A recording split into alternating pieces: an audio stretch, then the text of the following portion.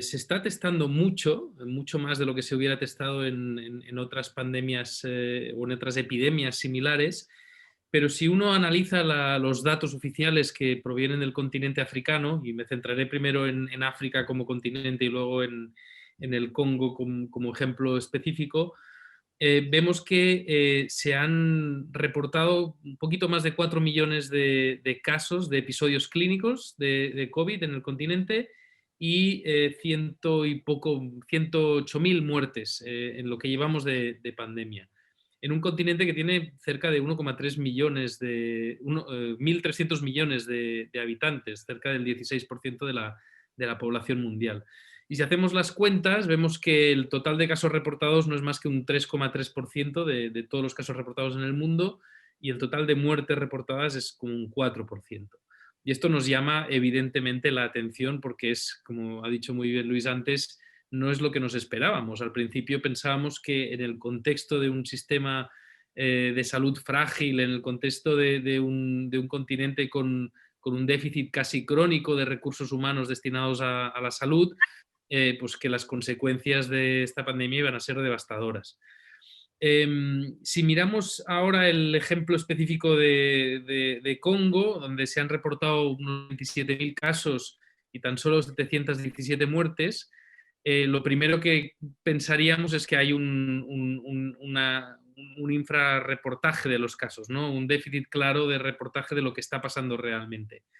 Y esto parecería ser cierto porque es un problema que está pasando en casi todos los países africanos, quizá con la excepción de Sudáfrica, que es un mundo aparte,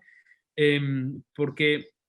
porque estudios seroepidemiológicos, parecidos al que hicimos nosotros aquí en España a principios de la pandemia, demuestran que el virus circulante es mucho mayor, ¿no? Y que las infecciones reales que están ocurriendo en África son mucho más frecuentes de lo que estas cifras oficiales nos permitirían imaginar. Y hay reportados estudios seroepidemiológicos de países como Kenia, como Gambia, como el norte de Mozambique, donde las cifras de población infectada entre los que se han evaluado estarían entre un 5, un 7, un 10, incluso hasta un 20% dependiendo de la zona. Mucho más parecido a lo que estamos viendo en nuestro contexto. Y esto lo que me hace reflexionar es si hay una expresión clínica diferente de las infecciones por SARS-CoV-2 en la población africana y realmente lo que estamos viendo es solo aquellos casos más graves y que motivan el ir a buscar cuidados de salud entre la población.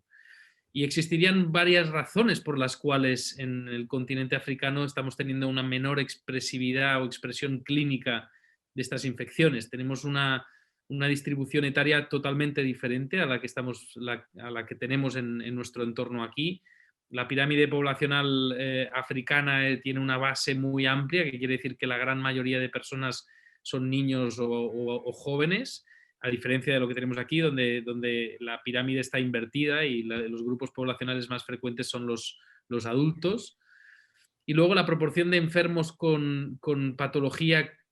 crónica importante que se ha demostrado ya que son factores de riesgo para la enfermedad grave es muy diferente. En nuestro entorno tenemos mucha hipertensión, mucha diabetes, mucha obesidad, muchas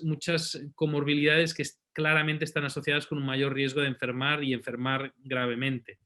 Mientras que en el continente africano la prevalencia de estas enfermedades es menor. Y todo esto me hace pensar que de alguna manera es lógico que estemos detectando menos casos clínicos o con traducción clínica importante en el continente africano,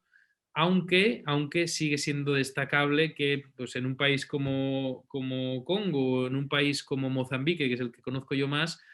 el acumulado desde el inicio de la pandemia sea parecido a lo que teníamos aquí en un único día en los peores meses de la pandemia, ¿no? A finales de enero, por ejemplo. Que un país de 90 o 100 millones de habitantes, como ha dicho Luis, que es el Congo, solo haya reportado 27.000 casos y 700 y pocas muertes, pues está claro que hay algo diferencial entre lo que está pasando en África y lo que está pasando aquí.